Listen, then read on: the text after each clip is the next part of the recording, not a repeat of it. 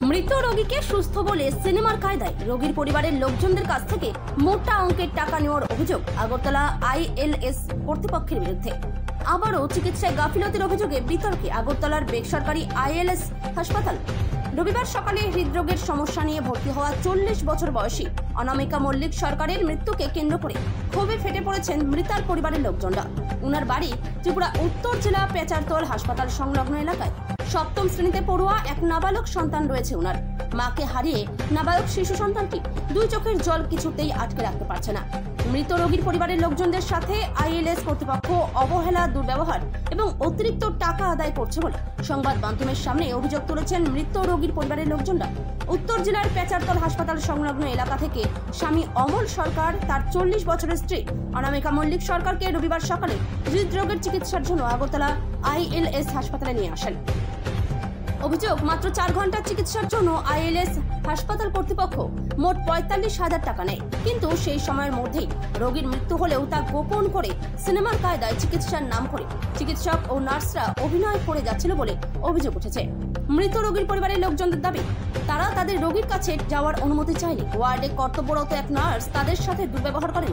পরে জোর করে ভেতরে ঢোকার পর তারা দেখতে পান রোগী প্রাণ হারিয়েছেন, অথচ চিকিৎসক ও নার্সরা মনিটর এবং যন্ত্রপাতি চালিয়ে চিকিৎসার নাটক করছিল, এমন অভিযোগ মৃতার পরিবারের লোকজনদের। মৃতার স্বামী অমল সরকার সহ তার পরিবারের অন্যান্য সদস্যদের বক্তব্য, 4 ঘন্টায় 45,000 টাকা নিল আগরতলা আইএলএস কর্তৃপক্ষ, কিন্তু রোগীকে দেখতে দিচ্ছিল না। এরপর রোগীর পরিবারের লোকজনরা ওয়ার্ডের ভেতরে ঢুকে দেখেন তাদের রোগী এই পৃথিবীতে আর নেই। চিকিৎসার নামে শুধু অভিনয় করছিল আগরতলা আইএলএস হাসপাতালের চিকিৎসক ও নার্সরা। মৃত রোগীর পরিবারের লোকজনরা দুই চোখে জল নিয়ে জানিয়েছেন, তাদের চোখের সামনে তাদের রোগীকে মেরে ফেলল আগরতলা আইএলএস হাসপাতালের চিকিৎসক ও নার্সরা। এই ঘটনার পর আইএলএস হাসপাতাল চত্বরে রোগীর পরিবারের লোকজনদের মধ্যে ব্যাপক উত্তেজনা ছড়িয়ে পড়ে। আগরতলা আইএলএস হাসপাতাল কর্তৃপক্ষের দায়িত্বহীনতা ও টাকা আদানের বিরুদ্ধে কঠোর আইনি ব্যবস্থা নেওয়ার জন্য ত্রিপুরার মুখ্যমন্ত্রী ডাক্তার মানিক সাহার নিকট দাবি তুলেছেন মৃত রোগীর পরিবারের লোকজনরা। এলাকাবাসীরাও আগরতলা আইএলএস বেসরকারি হাসপাতালের স্বাস্থ্য ব্যবস্থার বৈধতা ও নজরদারি নিয়ে প্রশ্ন তুলেছেন। এখনো পর্যন্ত হাসপাতাল কর্তৃপক্ষের তরফে কোনো বিবৃতি মেলেনি। রোগী আনার পর রোগী মৃত, রোগী দেখতে লাগছে রোগী মৃত, কিন্তু আইএলএস হসপিটাল ক্লেম করছে রোগী এখনো জীবিত আছেন, ওনার ট্রিটমেন্ট চলছে। একজন মৃত রোগীকে ওরা এক্সরে করছেন, একের পর এক ট্রিটমেন্ট করছেন। 2 ঘন্টার ব্যবধানে ওরা 45,000 টাকা বিল করে দিয়েছে, ঠিক আছে। তো যদি রোগীটা মৃতই হতো, আমরাও যে কিছুক্ষণ পর আমাদেরকে বলছে যে সিগনেচার করতে ডাকছে, তখন গিয়ে তো আমরা দেখতে পাচ্ছি যে এই পেশেন্টের শারীরিক অবস্থার অবনতি হয়ে গেছে, উনি মারা গেছেন।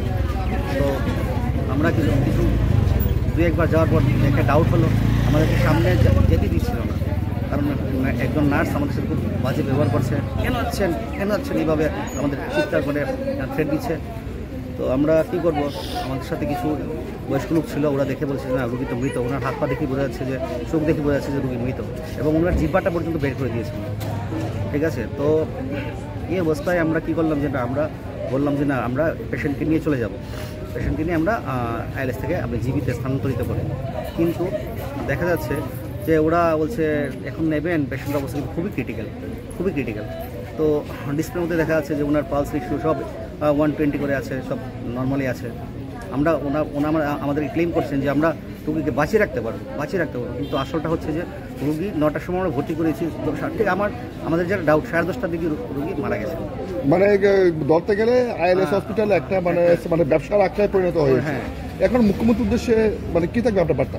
আমার মাননীয় মুখ্যমন্ত্রীর কাছে একটাই প্রার্থনা যে উনি এটা সুষ্ঠু বিচার করুক, এবং আইএলএস হসপিটাল কর্তৃপক্ষকে এটা একটা নোটিশ প্রেরণ করা দরকার যে রুগী মারা যাওয়ার পরেও কীভাবে ট্রিটমেন্ট হয়, একবার একটু এই জিনিসটা ভালো করে খতিয়ে দেখতে। কারণ মৃত রুগীকে তো আর ট্রিটমেন্ট করা যায় না, ওরা তো মৃত রুগীকেও ট্রিটমেন্ট করছে, মৃত রুগীকেও সবার সামনে বুক খুলে পাম্প করে দেখাচ্ছে যে পেশেন্ট এখনও জীবিত।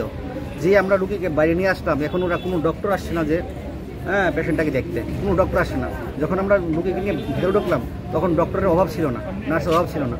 যেই রুগীটা মারা গেছে এখন আর সামনে কেউ নেই। আপনারা তো ডেথ সার্টিফিকেট পাওয়ার উদ্দেশ্যে আবার মৃতদেহটি ভিতরে নিয়ে গেছে। হ্যাঁ, তো এখন ওরা কেউ আসছে না, ডেথ সার্টিফিকেট ওরা না মনে তো হচ্ছে না, ওরা ডক্টর কেউ নেই, শুধু এখানে কোনো সিকিউরিটি গার্ড দাঁড় করিয়ে রেখেছে প্রচুর পরিমাণে। মানে আপনার কাছ থেকে কি মানে মোটা অঙ্কের কোনো অর্থরাশি চেয়েছে আইএলএস হসপিটাল? না, আমাদেরকে যা বিল চেয়েছে চা মাত্রই আমরা সাথে সাথে পরিশোধ করে দিয়েছি। আমাদের তো সরকার আমরা প্যানিক ছিলাম যে আমাদের পেশেন্ট বাঁচতে হবে, কিন্তু এইটা নিয়ে যে ওরা এইভাবে ব্যবহার করবে এই টাকাটাকে, তো আমরা ভাবতে পারিনি। পেশেন্ট 10:30টার সময় নাগাদই মারা গেছে। মানে যে পেশেন্ট মারা গিয়েছে ওনার নাম, ওনার বয়স আর ওনার অ্যাড্রেস কোন জায়গাতে? যিনি মারা গেছেন ওনার নাম অনামিকা মল্লিক সরকার, বাড়ি পেশারতল। স্বামীর নাম অমল সরকার, পেশাগত স্বামীর পেশা LIC এজেন্ট, এবং ওনার বয়স 40। আপনার পরিচয়টা? আমি আমার পিসতো ভাইয়ের ওয়াইফ আর কি। এমনিতে কি সমস্যা হয়েছিল? ওনার একটা কার্ডিও অ্যাটাক হয়েছে আর কি, MI কার্ডিও অ্যাটাক হয়েছিল। ওনার নাকি একটা আর্টারি ব্লাস্ট হয়ে গেছে, তাতে ইন্টারনাল ব্লিডিং প্রচুর পরিমাণ হয়েছে, তাতে উনি মারা গেছেন আর কি। দাদা, আমার স্ত্রী অসুস্থ, তখন জীবিতে আমি অ্যাডমিশন করেছি, হার্টের সমস্যা।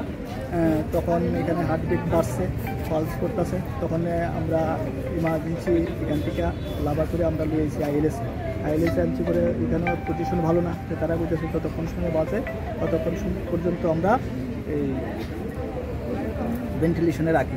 তো তারা নিয়ে ভেন্টিলেশনে রাখার পরে আমি গেছি গিয়া দেখছি, দেখে আমার কাছে সন্দেহ হয়েছে পেশেন্ট নাই পুরা। তখন আমি বলছি যে এটা আমরা জিবি নিব। তারা কয় জিবি নিলে তোমরা এমনি নিতে পারতো না, লাভা করে নিতে লাগবে। লাভাটা বা তো আমরা বুঝি না, বন সই করে বলে নিতে লাগবে। তাই আমরা বলছি ঠিক আছে লাভা করে নিব। এখন তারা আমরা রান্না দিছে, জিব্বার মধ্যে পেশেন্ট কামড় দিয়ে রাখছে, আর ওই পাম্প একটা দিয়ে দিলে হার্টবিট দেখায়। এখন তারা আমরা বিল নিছে 45,000, এটা আমরা দুঃখ নাই, কিন্তু আমরা ডেথ সার্টিফিকেট পর্যন্ত দিতেছে না। তারা খালি কয় না তোমরা লাভা করে দিচ্ছ, তোমরা ডেথ সার্টিফিকেট দেওয়া যেত। আচ্ছা, রুগী তো আপনি দেখছেন, মানে দেখে কি মনে হয়েছে উনি কি জীবিত আছে না? জীবিত আসলো না, আমার ডাউট হয়েছে দেখি আমি এই কথাটা বুঝি। কবে নিয়ে আসলেন? আজকে সকালে নিয়ে আসছি। মূলত ওনার কি সমস্যা হয়েছে? সমস্যা হার্টের সমস্যা আছে, কার্ডিও অ্যারেস্ট। কি নাম পেশেন্টের? অনামিকা মল্লিক, ব্র্যাকেটের সরকার। মানে বয়স কত হবে? 40। বাড়ি কোথায়? বাড়ি পেছাত্তর। এই যে মানে কয়েকদিন পর পর এই যে এই যে আগরতলা আইএলএস মানে হসপিটালে এই যে রোগী মৃত্যুর ঘটনা ঘটছে, কি বলবেন এই বিষয়ে? এই বিষয়ে তো এতটা আমি কিছু যে এটা নিত্যদিনের ঘটনা হয়ে দাঁড়িয়েছে যে আইএলএস হসপিটালে